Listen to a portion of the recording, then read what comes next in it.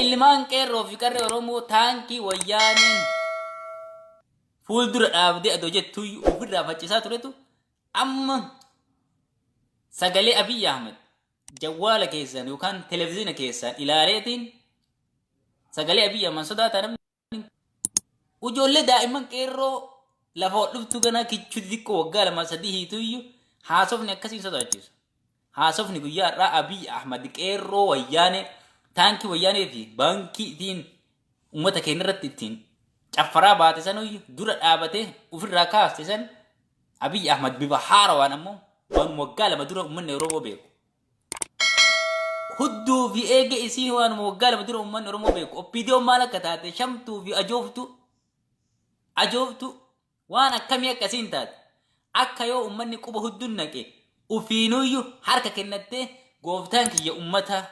akka isiin jettu ka goosis akka isii waan takkarkaan qabne kama waggaa 2 dura uummanni Oromoo likki isii beeku isii fi abbaa isii wayyaanes likki galcheetiin gooftaan kiyya uummata kiyya akka isiin jettu ka godhe waggaa 2tti uummanni Oromoo dagatee yookaan uummanni Oromoo onnee fixate onneettiin taankii wayyaanee waggaa 27 kuuftee fuuldura dhaabbatee ofirraa facciseetiin injifannoon bira tare waan isiin waggaa 2 qofatti walitti qabde akka waan guddaa isiinuu qabduutitti waan guddaa qabnan waan hundaanuu qophiidha taankii baankillee cimaa qabnaati jedhee har'a guyyaa nurratti gabbayeetiin nurratti akka waa harka isii jirtuutitti nurratti uf faarsa nutti uf tuulufta uummanummaan Oromoo anjaa rakkootu hayliin gadi hin seenin malee uummanni Oromoo adoo rakkoon hammaate adoo namni du'e hayliin odoo namni du'uu miti odoo bakka hundatti qaallummaa hin boonne jennaaniin firatu irraan du'in jedhan. Uummanni Oromoo ammas yoo gowwoome waan waggaa 2 dura OPDO fi wayyaaneen uummata kanarratti godhaa baate irraanfate ammas gizee Abiy Ahmed ol bayeetiin anatu waan fedhe isin godha maal keessa jirtanii miti isin duraayyuu qabsoon keessan bakka hin geettu adumaa isin wal dhiibdan adumaa isin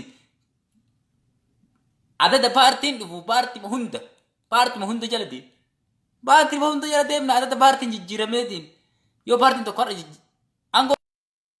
isum duuka sallafna kun kufee yoo kun aangoo rabbaa'u nu isum duuka sallafna uummanni Oromoo murteeffannaa takka murteeffatu qaba amma booda yeroo kamuyyuu warri akka carraa ta'eetiin aangoo irra bahe as faraarraa jiraatiif yookaan sodaachisaa jirru uummata Oromoo sodaachiftu kana jalaa ba'uuf yeroo kamuyyuu kophaa ofii jiraate paartii takkarra nagaa ta'e garuu waan eenyummaa isaa Oromummaa isaa afaan isaa aadaa isaa lafaa fi lafee isaa irratti warra safaatuuf ta'u harka tokkoon dura yoo dhaabbatee jedhe uummanni Oromoo amma booda abbaan fedhe ka fedhe dhufee ka fedhe taree rakkoo isaatii miti jaalatu ufiif ta'a jaalatu baatutti dhiisa. Uummanni Oromoo waan of ijaaruu qabuuf of ijaareetiin dhufaaf darbaa jala fiiguu dhabne hawaasa waliin dhaabanne hawaasni keenyas waan eenyummaa isaa irratti xiyyeeffatu waan eenyummaa isaa balleessuuf deemu waan afaan isaa aadaa isaa keessattuu lafa Oromoo dhaloota qeerroon yeroo ammaa kana akkanatti dachii mara guute hojii dhabaan baay'ate kanatti lafa isaa adoo ilmaan isaa akkana hojii hin qabne kagana maatii ijaaratuuf duratti lafa ciisan lafa isaa abbaan arge naaftanyaan bakka dhufe sababa OPDO kijibduu hattuu fi saamtuu waggaa 27 ummata keenya nyaata baate ummata keenya wayyaanee waliin ajjeesaa fi cunqursaa sheer godha warri keessa jirtan kun hundi keessanii sheer godha. Sababa wayyaanee ergamtuu diqaalaa mallasaa waggaa 27 waggaa 27 ilmaan diqaalaa sababa ilmaan diqaalaa tana ummata kenna ka waa dubbatu ka waa mirga ummata isaa dubbatu ol bahee waa dubbatu ka akkana dhiigammada nama meeqa hayyoota Oromoo gootottan Oromoo warra Oromoo fi Oromiyaa irratti ka murteessu ummata Oromoo qofa malee abbaan biraa alagaan biraa badhee dhufee nas sii beeka nuun jechuu hin danda'u jedhanii falmaa turan dura dhaabbachaa turan hunda isaa guurtee kaan qiletti kaan haga ilaarraatitti bakka jarri galan ka akkana dhiigammadaa fa'a bakka haga guyyaa har'aatitti bakka isaan bu'an quban qaban ummata akkanaa kana OPDO'n sababa OPDO'n waa wayyaaniin qeeqee ummata keenya keessa deemteetiin lafa beeteetiin fuuteetiin hidhaa turte ka fuudhee qeeqee ummata Oromoo keessa deemte lafa Oromoo saamaa fi saamsisaa diinaaf dabarsitee gurguraa ilmaan Oromoo qotee bulaa Oromoo warra waa hayliin beekumsa waa hin qabne qotee bulaa Oromoo warra qoteetiin ilmaan ofii jiraachisu ka jireenyi isaatu harka gar afaanii ta'e kanniin irraa guurte naaf xanyetti gurgurataa turte wayyaanetti gurgurataa turte ilmaan Oromoo warra hayyoota Oromoo dabarsitee wayyaanee kenniteetiin balleessaa gar isaan bu'an ila har'aatitti dhabee ummanni Oromoo akkanuma callisee ta'a. OPDO waggaa 27 wayyaanee waliin taate wanni isiin ummata Oromoo godhaa baatu hayyoota Oromoo kaan dhabamsiisuun kaan kolaasu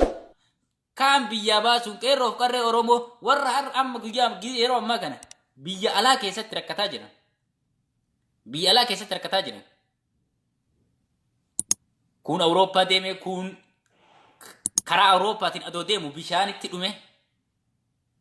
kun Sumaalee keessaan Su'uudii dhaqa jedhee karaa dhume abbaan fedhe ummata Oromootitti taphataa ba'ee wanni mataa ummata Oromoo qaqqabachiisee qeerroof qarreen Oromoo itti biyyaa yaatee OPDO waggaa 27 ummata keenya irratti roorrisaa wayyaanee walii taate ummata keenya irra roorrisaa baate wanni isiin ummata keenya godhaa baate salphaa kanatti ammas akka godhe ummanni keenya falmatee qeerroof qarree Oromoo itti dhumteetiin wayyaanee guddittii ofirraa kaaftee jennaanii akka carraa taate ammas OPDO maan duraan ummata keenya diinaaf dabarsitee kennaa turte aangoo irratti baate ummata uf jijjiiruu hin beekne ummanni Oromoo gowwoome ummanni Oromoo ammas shawwadamne deebinee warruma duraan nu ajjeesaa fi nu saamsisaa lafatee na saamsisaa bahe warra waggaa 27 afaan Oromoo akka afaan hojii federaalaan taane afaan qabatee taa'aa bahe warruma san deebinee akka 4 kiiloo galu godhan 4 kiiloo galu godhan waggaa 2 ammas waggaa 2 carraa kennanii fi hojja